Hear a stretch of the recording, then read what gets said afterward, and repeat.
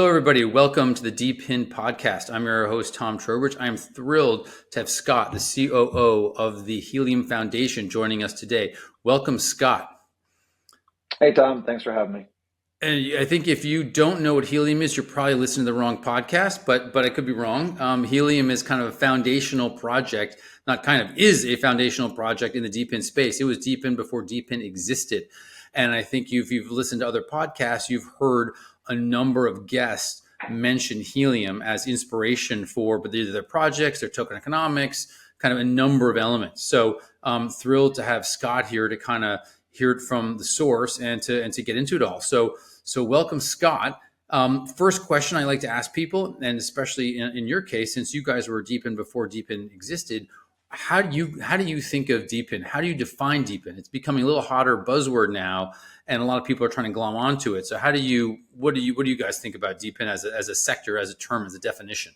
Yeah, I think for me, it's still the most exciting area of crypto as far as pure utility getting built, and this idea of how do you coordinate work in the physical world. I think where there's been a little bit of debate is when you have something that is more geographic specific versus not. So kind of the physical side of that versus the virtual side. One of the things that got me excited about the project in general, so kind of zoom out, like for an industry like wireless, it's always been a top-down model. And what I mean by that is traditional telco or another large enterprise like a crown castle for those who know the telco space.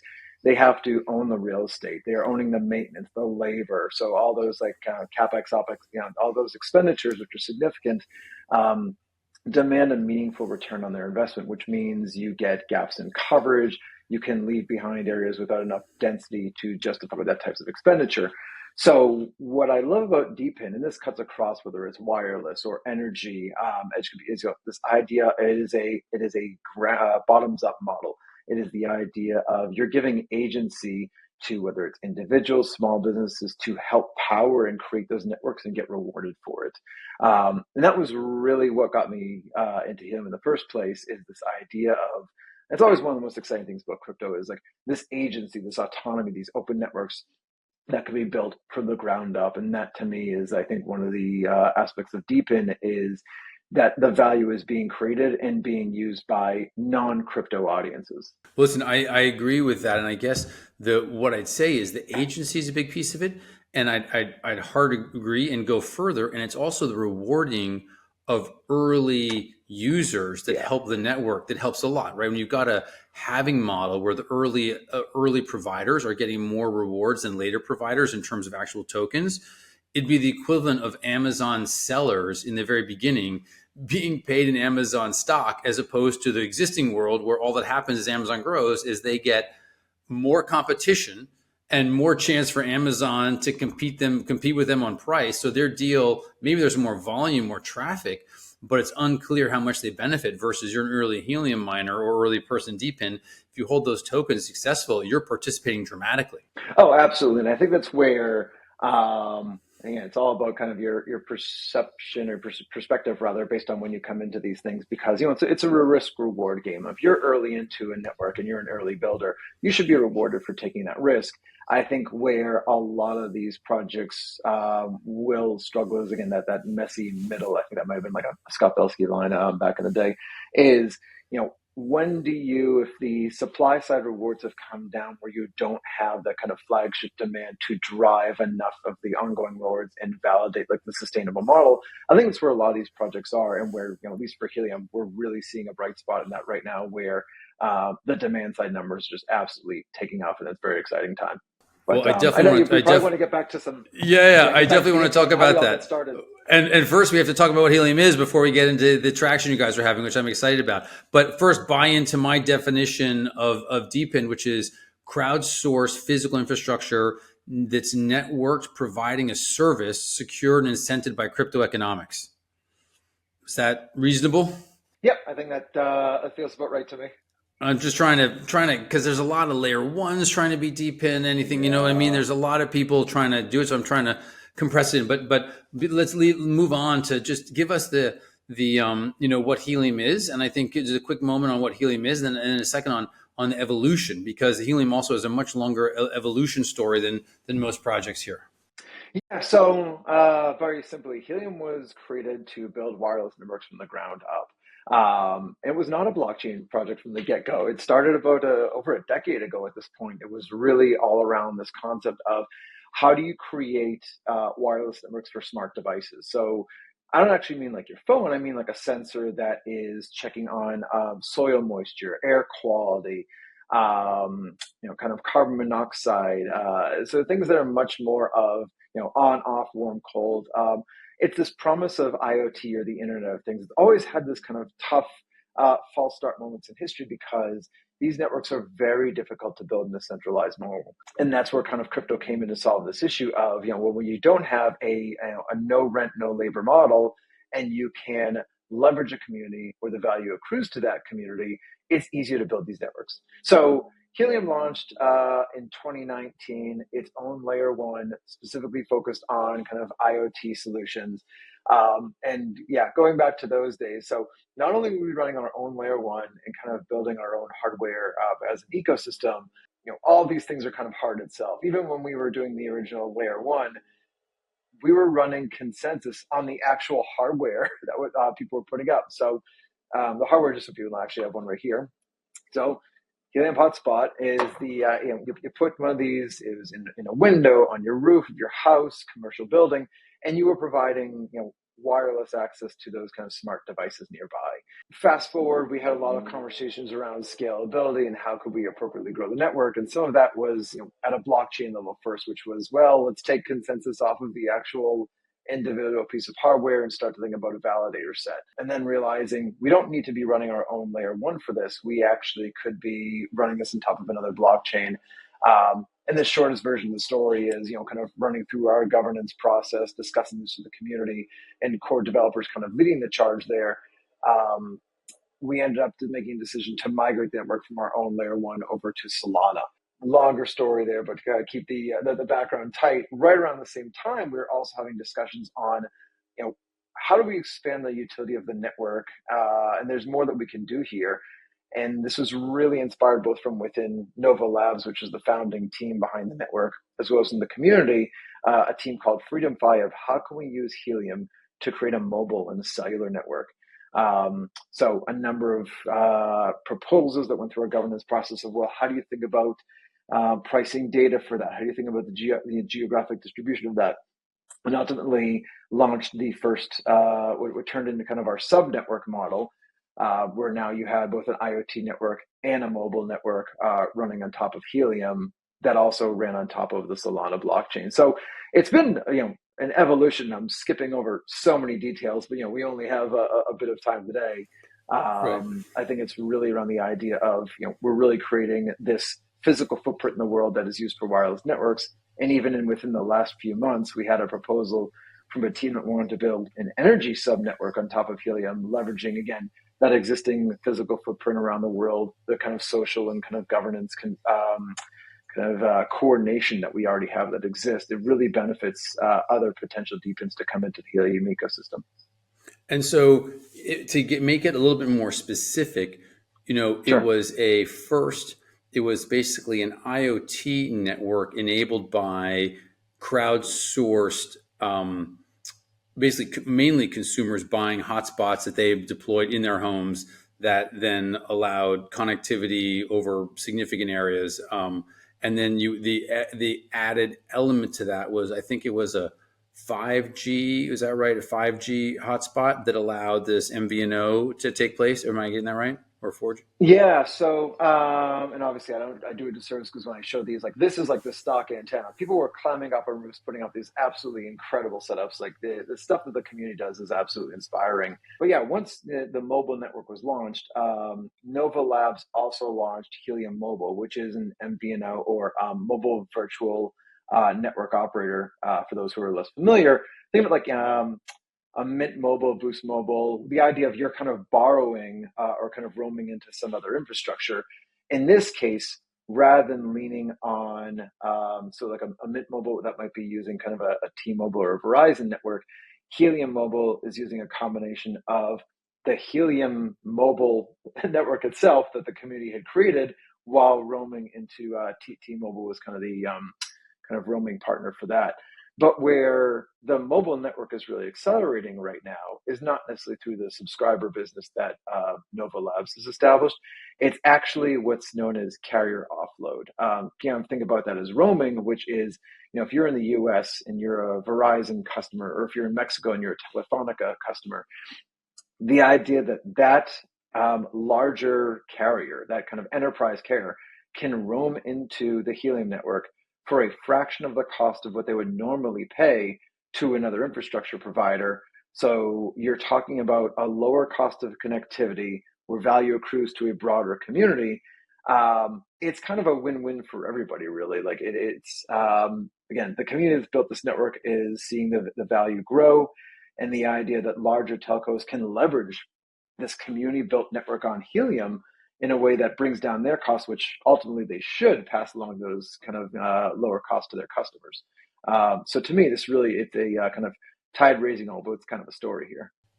And so, and just so I grasp it, it is you're using a similarly crowdsourced infrastructure to provide this mobile network in certain areas where there isn't yet coverage. You basically offload to T-Mobile, but what happens also is other carriers, rather than wanting to roam on another carrier, will instead prefer to roam on Helium where there is coverage. And that's the offload you're talking about. And that goes on to individuals, consumers, or people who've actually deployed these antennas in their homes or businesses, right? Is that right? Yeah, exactly. So if you're on the supply side of the Helium network and you've put up a radio yourself, you are either serving the Helium mobile carrier, or you might be serving like a larger telco's subscriber that is going past, again, your building, your house, wherever you set that radio up. And so that is basically allowing them. You're providing that coverage, and it's using your internet, kind of your cable internet or whatever else, to offload that coverage out of the sky, right? Once Yeah, I it's think in your I think what you're talking about is if backhaul is what you're talking backhaul, about, as yeah, far as yeah. how does that data actually pass through? So yeah, the idea is, think about, Helium is kind of that like last mile where the community is providing that wireless access and coverage. How do you get that data kind of back to core internet? It's, what is the ISP that you're connected to, whether commercial or residential? And there's a lot of creative ways that people have kind of looked at solving for backhaul in rural and remote areas as well. Super interesting. Well, and talk about Scott for a second. Let's back up. Talk about you, how you got involved, Sure. and how that played out. Yeah, I mean, so my background, I came up through, traditional, more the more gray-haired guys in the space, I think. So some of us have here before there was crypto, and I came up more through traditional ventures. I'm not a cryptographer, not an academic, or not from the engineering side as a core developer, but I was a traditional venture guy. Worked, early hired a few different marketplace models, fintech or consumer tech, and was always the sales ops, manage efficient teams, think about rapid iteration. Usually the just enough understanding to break the front end of a website, but really I was the guy that was thinking about how do you actually drive and create value. So a couple of successful exits under my belt, spent a little bit of time on the capital side. Ultimately got interested in Bitcoin as this non-state hard money. That was kind of my first foray into it. But ultimately jumped over full-time in the industry 7-8 years ago. I kind of lose track at this point. And then how'd the Helium leap happen? How'd that introduction happen? How did you end up Helium? My first entrance into the space was actually, it was a very, very technical team of cryptographers, and it was a team called Arwen, where they brought me as the first non-technical hire, and it was all about trustless settlement. So this is back in the 2016-17, all the exchanges getting hacked. How do we think about kind of that counterparty risk and holding custody? Well, can you do these things? It's kind of what eventually became DeFi, but we're at that very early stage of how do you maintain custody but trade with a centralized exchange. So spent a couple of years on that with really fantastic technical team. The things like getting to go to scaling Bitcoin in Tokyo and like really immersing myself in the industry.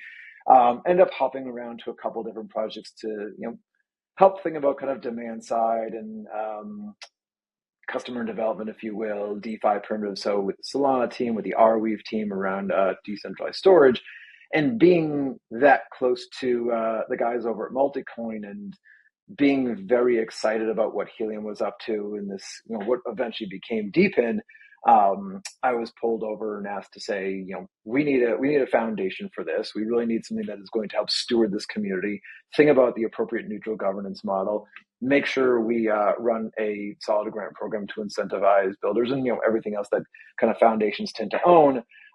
So it was basically founded Helium Foundation and grew the team from there, where we ultimately were responsible for governance, grants, engineering, a lot of the education advocacy. And that always continues to evolve in what's the right model. I know I talk to folks at other foundations on a regular basis, and it's always how much do these foundations need to exist? Should they be making themselves redundant? Should these networks ultimately be run by a consortium of for-profit teams who have a commercial interest? And I think it's just a very interesting discussion on what does the future of a foundation actually look like. So yeah, it's been about 4 years with Helium Foundation now, and gone through a lot of iterations and changes, but continue to be so excited about what we're building here. Super cool. Listen, we could have a whole podcast just on governance. Yeah. But the one thing I want, and maybe we will, but the one thing I want to ask right away, just on the governance point, which is not really the focus of the conversation though, but while we're on it, is how do you see participation? How is participation in governance? And is it DAO, which first back up, I know Helium has an active community, right? You guys have been through, I don't know, 100 or 200 proposals, I'm guessing. A big number. Over, right? So over big number. Yeah. Over 100, yeah.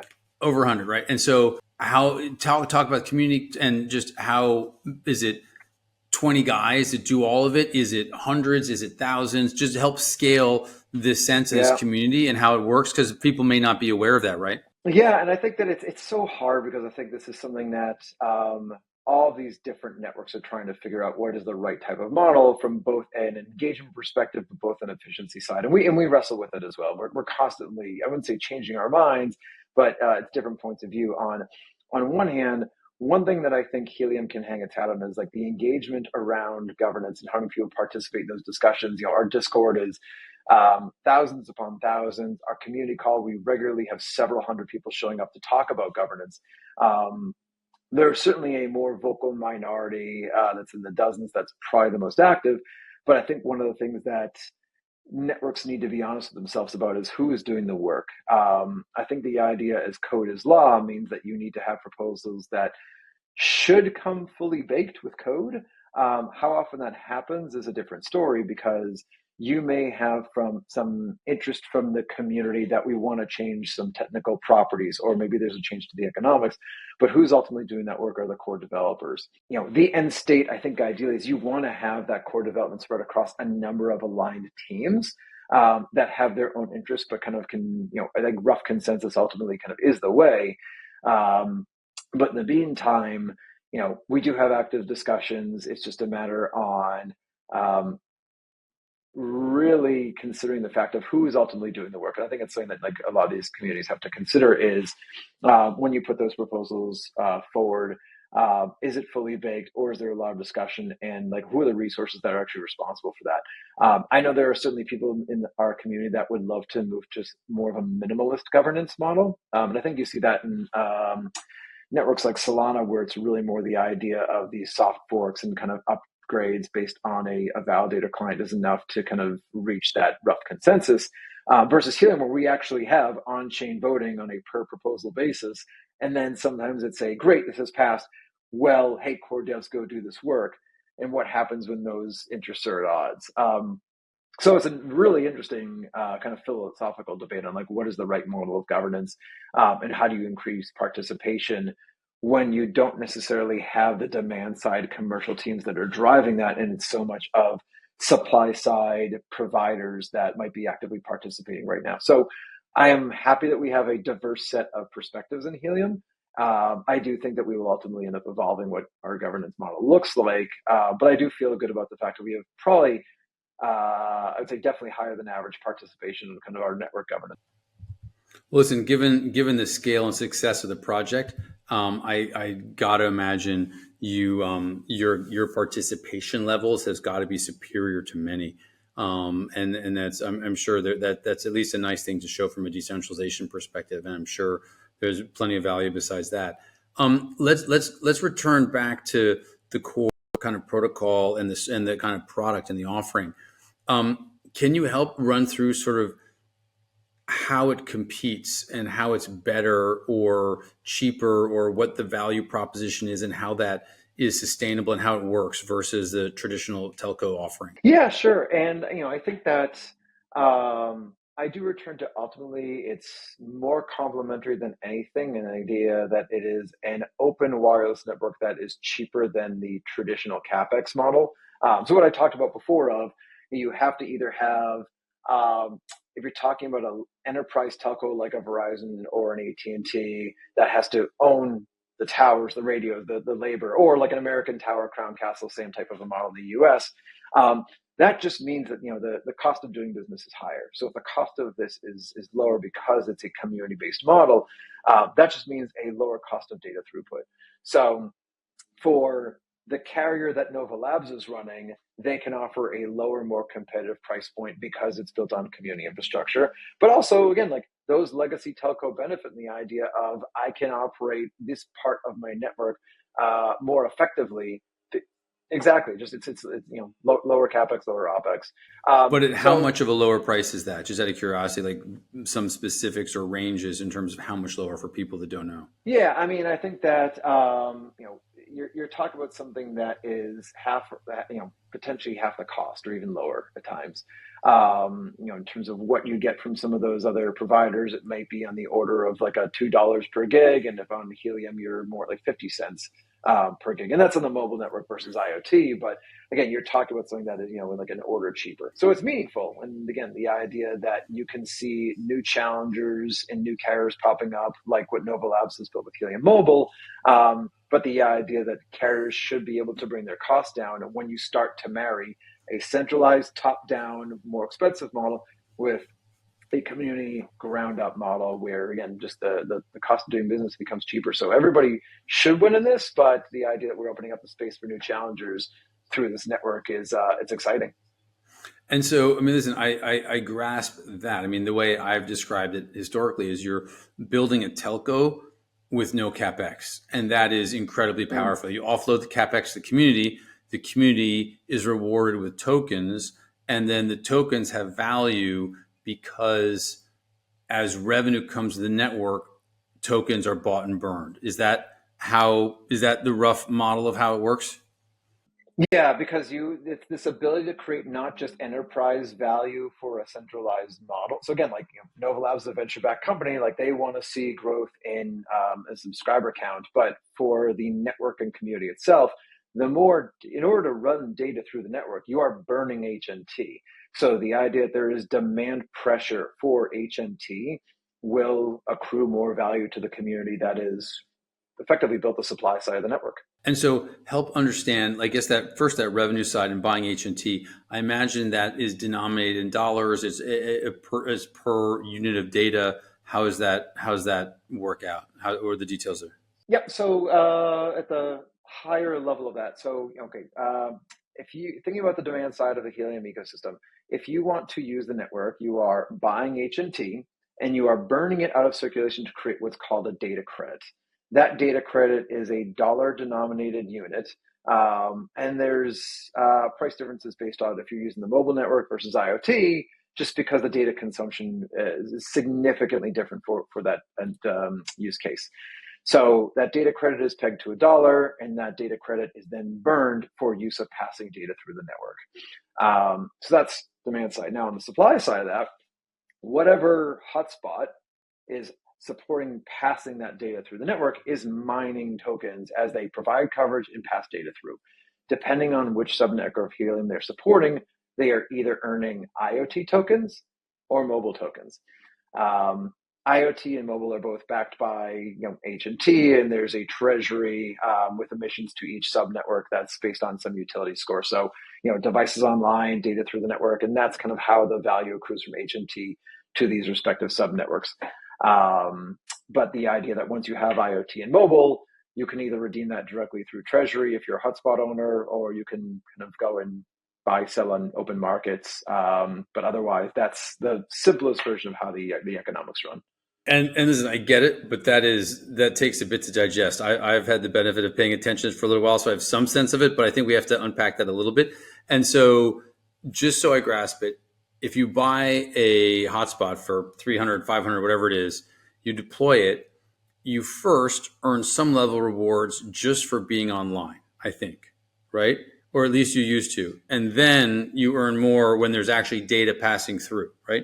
Yeah, and that, the way the economics is, so it's proof of coverage is the first thing you were talking about. So that is really where, like in Helium's early days, it was how do you solve this cold start problem? How do you create a Yep. network when there's no demand yet? And you had to create that incentive, which was the proof of coverage rewards. And proof of coverage rewards are exactly that. I'm online, I'm beaconing, I am telling other hotspots that I am here and I'm ready to send data through the network. So proof of coverage rewards bootstrap the supply side of the network. Over time, those proof of coverage rewards come down in favor of demand data. Data And by those drive. half every 2 years, I believe, right? Yeah, At the least they economics used is to. such that the rewards are, we kind of follow that kind of happening schedule every couple of years. So yeah, it's so proof of coverage was I'm online, I am here to provide coverage, and then data transfer is the actual rewards for you are passing data from a device through the internet, and over time that is what really should be driving kind of network sustainability. And so if you are a hotspot in the middle of, Ohio or no, like Montana, let's pick on Montana, you may not be passing much data. If you're in Manhattan, you may be passing a lot of data. And so the hotspot in Manhattan will potentially earn more because there's more data passing through it. But the Montana will still make some from proof of coverage. Yeah, so there's always going to be rewards for proof of coverage, and that sweet spot is where there's some amount of density, but not too much redundancy. Like the problem of a hotspot in the middle of Manhattan is there's too much coverage, if you will. Again, like early adopters sitting in the Bay Area in San Francisco, you don't need 10,000 IoT hotspots to cover a city. You need a few hundred. So the reality is that that's kind of where, again, talking about some of the ways the network has evolved, I probably would have thought about how we could kind of throttle supply side a little bit, because at first it was slow. Then there was the chip shortage issue during COVID in 2020, and then supply side just exploded. And the reality is, one of the things that we didn't do on the IoT network that we've done a better job on mobile is thinking about how do you boost rewards, thinking about that demand side pressure. So if there is a lot of subscriber footfall that's happening in a certain area, being able to signal to the community, hey, put more hotspots here because this is where devices are. This is where sensors or phones are. IoT is much more organic. Mobile has been a little bit more demand side driven. But yeah, to your point, yes, it's interesting to see where the density is right now. When we talk about those rural deployments, we tend to see some of those deployments happening from people who have a demand side use case. So think about smart agriculture. If I want to be able to track some of the soil moisture, air quality at a farm, people may be deploying hotspots specifically for demand side use. So they actually end up with kind of the data rewards almost are paying back for the way they're using the network in the first place. It's interesting. And so back to the point, if I have this hotspot in Manhattan, I'm getting both, IoT as well as, cellular or data offload, whichever I guess whatever you call it. Depending on which hotspot, yeah. Then I'm getting these two different reward streams as well for that data, and the revenue that I can take those coins, swap them in for HNT, and the revenue that the foundation or Nova is getting goes to burn HNT. Is that right? Or the revenue that is using buying data credits is burning HNT? The foundation isn't doing like the issuance Fine. or anything. It's more the idea of any organization that's using the network needs Has to to buy. acquire HNT and burn it. Yeah. Fair enough. And is there a fiat front end to do that, or companies actually having to buy that HNT in the market themselves? Yeah, I know a lot of teams use Sphere as a kind of an on-ramp into Helium, but certainly plenty of teams that are just buying on Coinbase or other exchanges. So there's a few different solutions in how kind of people can actually access and use the network. But one of the things that we had done, for So for Foundation, sometimes we helped, our manufacturers who didn't have easy access to H&T, making sure we could kind of support them. And then I think Nova Labs certainly does this where they're kind of supporting some of the other users. But for the most part, there's so many other new kind of payment gateways that are available that usually we don't have to touch that or be You involved. just point people to a gateway. And another question: who is signing up customers? Which of these entities has the BD team that's signing up these cellular carriers for the offload? Yeah, so Nova Labs is really leading the charge on the carrier offload. That's kind of their specialty.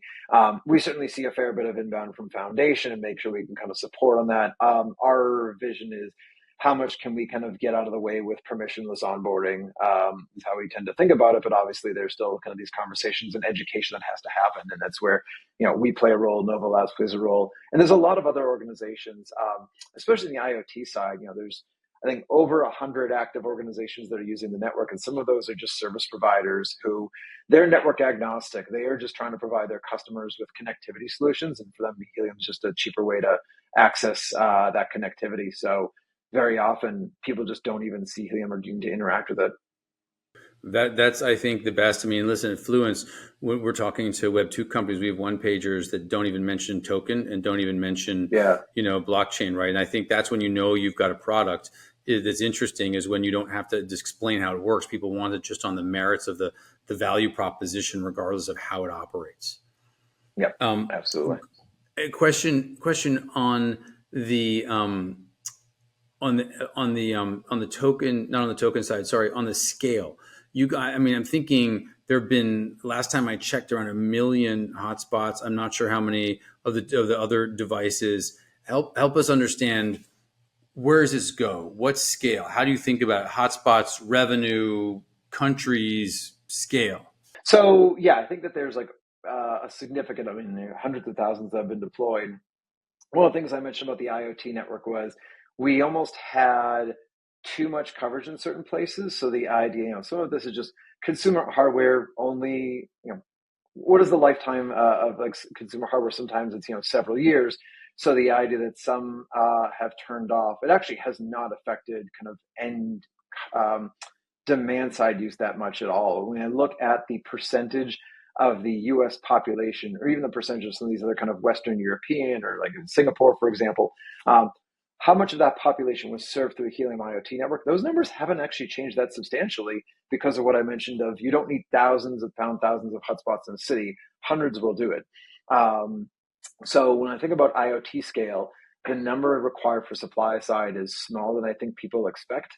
And on the mobile side, so while there's, over 10,000 mobile hotspots that have been deployed, one of the things that I'm excited about, and I know Nova Labs has been talking about, is kind of this like brownfield scale and expansion, which is, do you necessarily need new hardware? And the reality is you don't.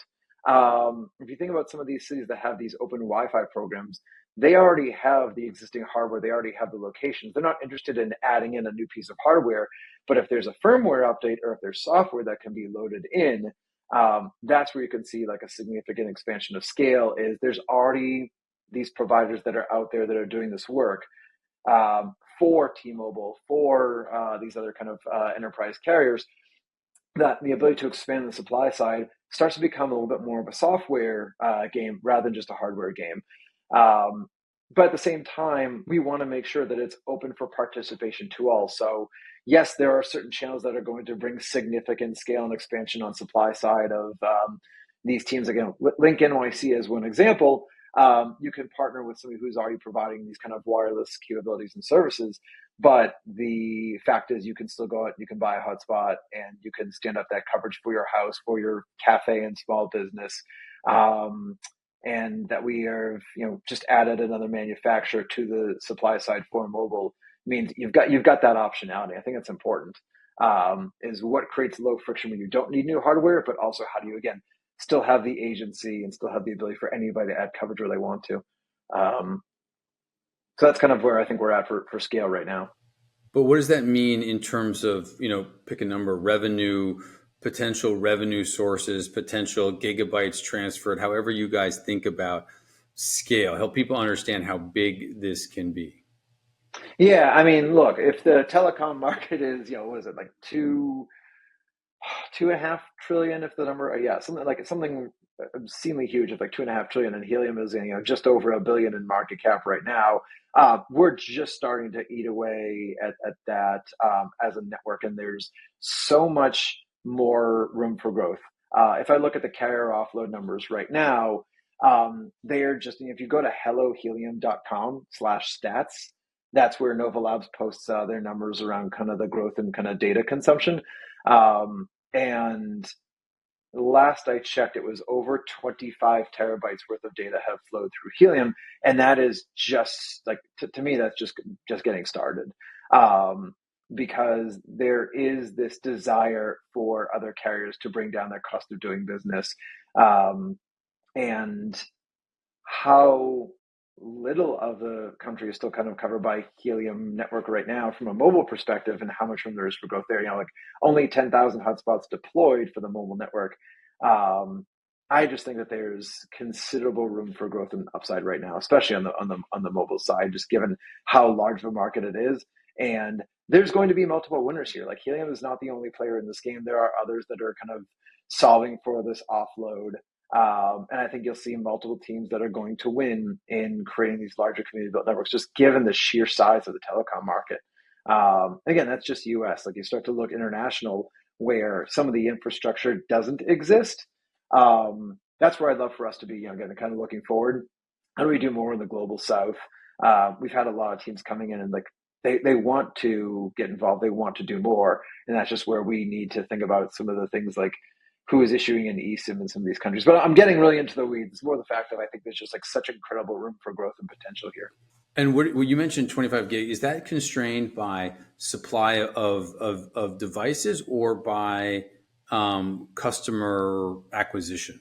Like what prevents that from doubling tomorrow? Is it there's just not, you need another 10,000 hotspots, or you need three more carriers to sign up, or how do you No, think I about think that? it's, yeah, the in terms of like the terabyte or petabytes that are floating through the Yeah. network right now. Yeah, I think it's really the case of we are still on the earlier side of coverage on the mobile network right now.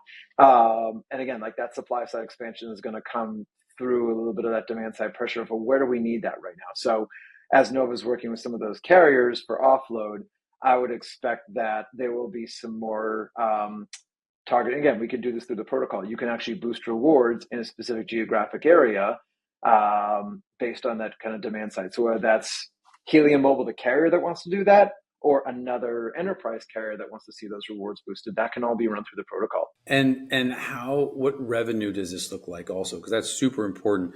As extreme, if this was free, it wouldn't accrue to the token. If it's super expensive, that's a lot of token buyback. So help people understand how the scale of revenue we're talking about potentially here.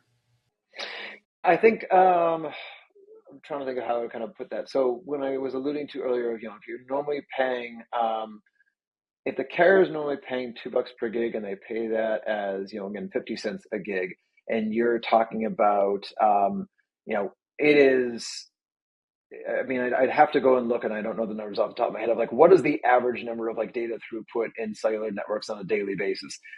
It's not terabytes or petabytes. It is outrageously large numbers, where for Helium to capture 5% of that is orders larger than where we're at right now. And I would say the network absolutely has the capability to do so. So that's one where I don't remember somebody explained this to me at some point. I just don't remember the numbers offhand of like what is the average daily like network throughput for like an enterprise carrier right now. That's where, when I look at the offload numbers and how they're expanding right now, we are on track to capture a percentage of that. And again, that is all HNT burn required in order for that data to run through the network. So That's very interesting, and I think that gives a scale. The one stat that I've liked to use is that I believe, I remember the number is a little off, but there's something like 20, maybe it's actually 40 telcos that are worth more than 10 or 20 billion dollars, and almost all of those are in one country, i.e., yeah, country specific, right? So you think about it that way, you think about Helium, which can be in multiple countries with no capex. It gives you a sense of scale because all those companies I mentioned are obviously spending billions of dollars every year on Yep. capex and teams and opex and everything else. So the value creation opportunity here and the distribution scale is also enormous. If I'm thinking Oh, about it right. yeah. I mean, like we talked, years ago, we were talking about the fact that we built the world's largest, you know, the world's largest continuous wireless network in IoT because we are the largest IoT network in the world. One of the challenges that we face there is IoT is a fragmented market, and you have a lot of white glove enterprise solutions, and you do have some of these like very hobbyist kind of connected device solutions. But IoT specifically, the LoRaWAN protocols, which is what Helium runs on, is a very, very fragmented market. When you look at mobile has flagship use, like your cell phone. It is in everybody's hand. It is a very, very obvious demand side use and very simple, approachable product that everybody uses every single day across every country. So if we look at the fact that we built this in IoT across the world, imagine what happens when you have the flagship use of just a cell phone. It is a borderless open network that is using the same token across the world. So you're not talking about cross-border currency issues. You're not talking about different standards. It's uniform and it's global. So the fact that we're seeing this success already in the U.S. and in Mexico, and it's been validated through highly regulated, telco enterprise, that adoption, there's kind of no reason why it wouldn't continue with it. If it's bought in the U.S. and in Mexico, those same organizations have their sister companies in Western Europe, and from there, it's just kind of continues to grow. And you don't run into regulatory hurdles in deploying the IoT networks. One thing, having a consumer use this as opposed to an incumbent state monopoly carrier seems like a different proposition. Yeah, I mean, look, you wouldn't see, and again, cannot name the names right now, but you're talking about two of the three largest carriers in the United States. They're not buying it, and they're not offloading roaming into this thing. If they looked at those, regulatory challenges from their perspective. So if they don't see the risk on it, then I can't imagine others would either. Well, crypto is certainly facing its own kind of headwinds right now. To me, DePIN, Helium especially, like it feels like an inevitability because how do you close the gaps? Everybody talks about digital divide. If it continues to be federal grants and spend at the enterprise level, we're just not going to get there. You have to have systems that can build from the ground up, that empower communities, empower small businesses to create the networks they need, but then have that value shared by others, which makes it sustainable. Definitely interesting. How do people, if people want to participate and buy, and help grow your mobile network, which I think is probably the area you want the most help growing and need the most deployment? How do they find a device? How do they buy one? Yeah, I would say if you're looking to just throw up your own coverage right now, you go to helium.com. I think it's helium.com/mine. You can see all the IoT and the mobile hotspots. Foundation kind of aggregates all that information, but you can buy those directly from Nova Labs and then Rack Wireless. So these are the mobile hotspots specifically. Rack Wireless, who's been with the network since its earliest days in 2019, been an amazing partner and supporter. Their links are all on helium.com/mine. And how much people pay for one of those, 5G or devices? Yeah, I think it's like indoor miners are a couple $100. Outdoor, I think, is closer to like 4 or 5 these days. And again, expect over time the costs continue to come down, but still early in the network and the payback period and those things. Again, I can't speculate because the market always swings. Who knows? But yeah, it's the idea that I think it's less than a year. And if you're using it in your house, you're using it in your cafe, you're getting that value immediately. Especially if you're a Helium Mobile subscriber. So, but that's where people can get involved from that side. Super cool because you're basically giving people the opportunity to participate in the second generation of a network that already scaled to 1 million hotspots with an existing team and token that's done it before, right? So you're basically helping scale product number 2 of this network, right? With a proven team that now it knows how to build the hardware, has gone through this effort before, has seen this, have refined the token economics, has done gone through all this before, and now you're just adding the new product on, which is it's almost like being able to start again with all the base you already have, and then just lifting it forward. Yeah, I mean, look, it's like, Helium's been here for a while. We've learned some tough lessons like everybody else, some of them more publicly, some of them just kind of within the team. And we continue to hold ourselves accountable of thinking about, are the economics the right way to scale in their current form? Is our governance model the right way to scale in our current form? So we'll continue. And I think this is the benefit of some of the leadership coming from traditional venture is this rapid iteration, continue to push products, and don't be afraid of changing what's not working. Kind of allow yourself to not be burdened by kind of that sunk cost fallacy. So and even thinking about the scale from a data perspective, I think that this is what DePIN is facing across the board is, especially for teams building in Solana, what is the right Oracle framework and how do you actually scale that side of your network? We've been thinking about this for 5 years. We've got some really exciting solutions that we're going to be talking about in the near future.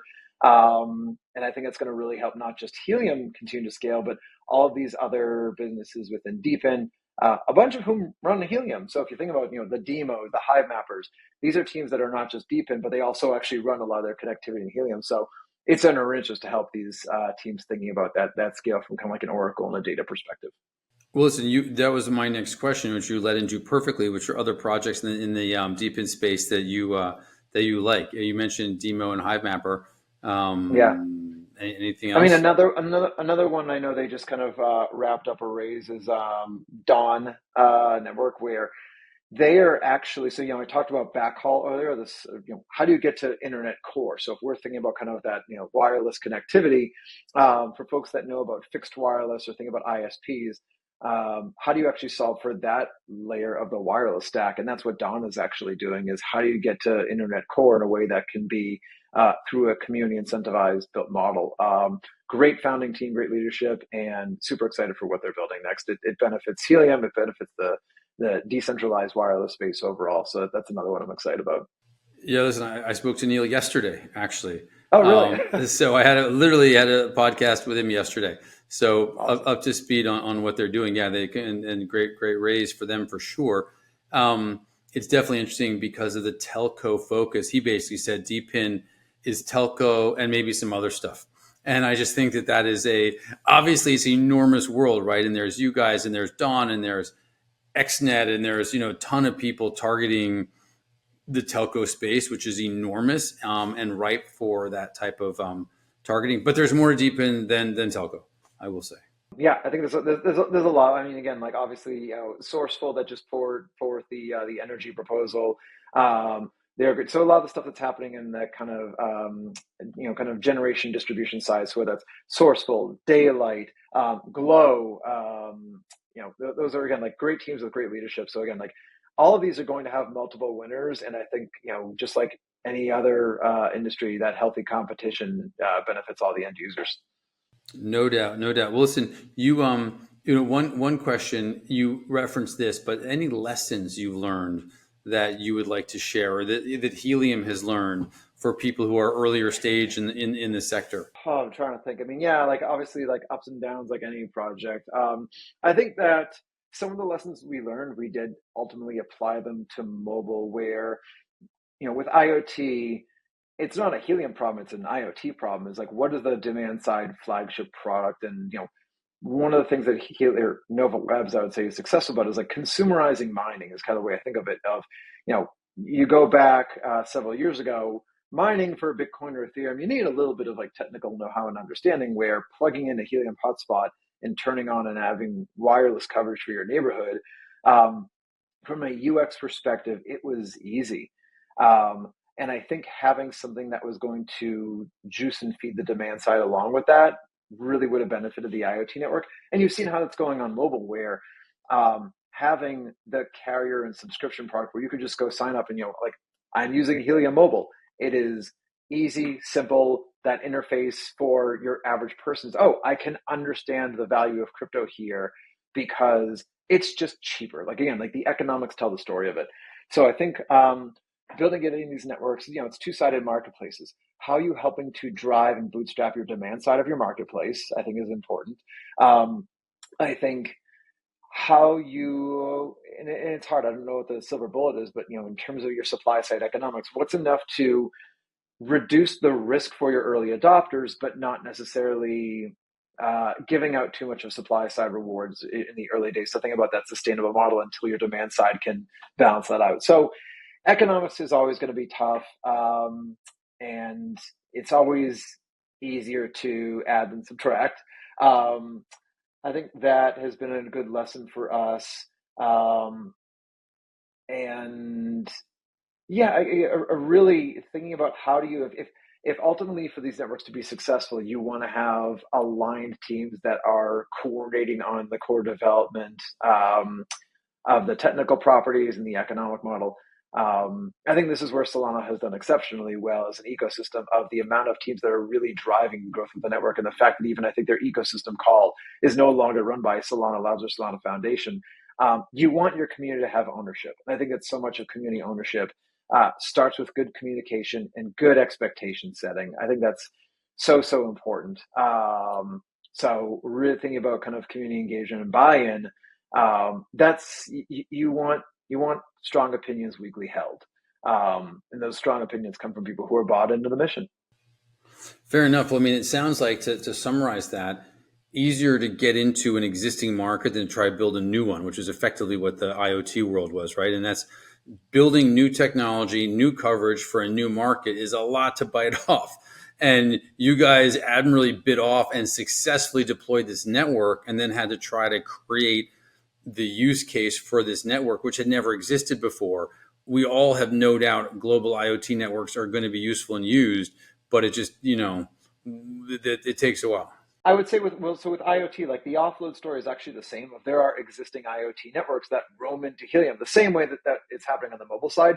The problem is it's not as, the scale is not quite as large, and a lot of the kind of service provider use of the network, it's very, very fragmented and disjointed. I think what's tough is that you have to do a lot more with too many organizations, where with the mobile side, 2 carriers and you have significant growth on the mobile side already, as opposed to IoT working with 100 organizations. Yep. So. Yeah, fair enough. And on the carrier side, then once you've got a couple carriers, you're just constrained by how quickly you can deploy your coverage. Yep. Right. And then that makes it a win-win for everybody. And by the way, just the obvious point for people to know is the value here is this network, because no one person is going to go create a contract with XYZ carrier. The value is the network. And that is where you guys basically give value to all these people who are bound together in the Helium network. And that's the power of this model, which I think is fabulous.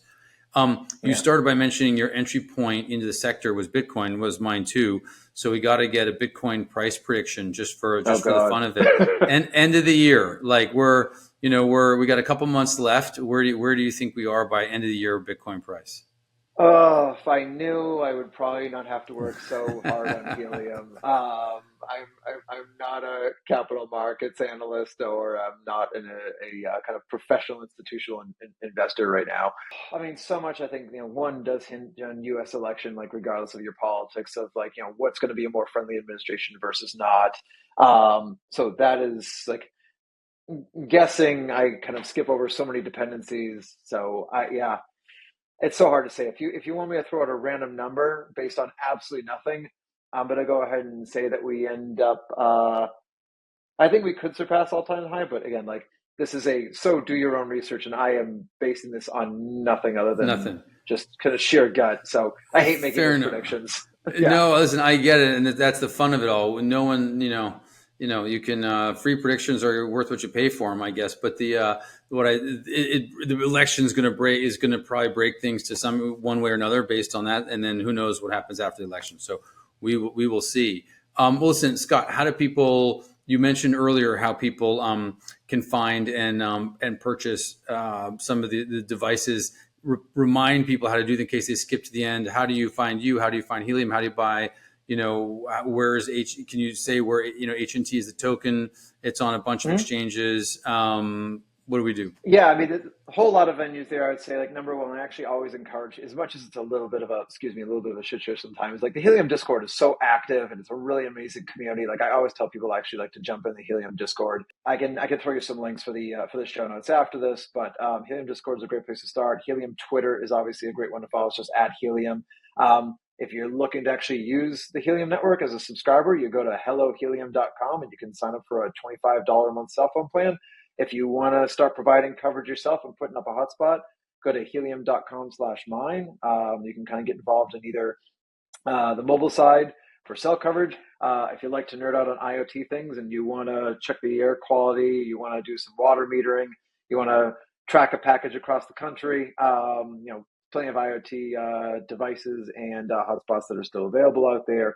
So yeah, I think there's a few different venues there between the two different websites, Twitter, Discord, and then I'm just at Scott Sigel on Twitter. I'm not the most prolific, person on X or Twitter, but I'm still engaged with the community there as well. Awesome. Listen, thank you for that, and great to be on and to learn about Helium. Thanks for joining. Yeah, thanks so much, Tom.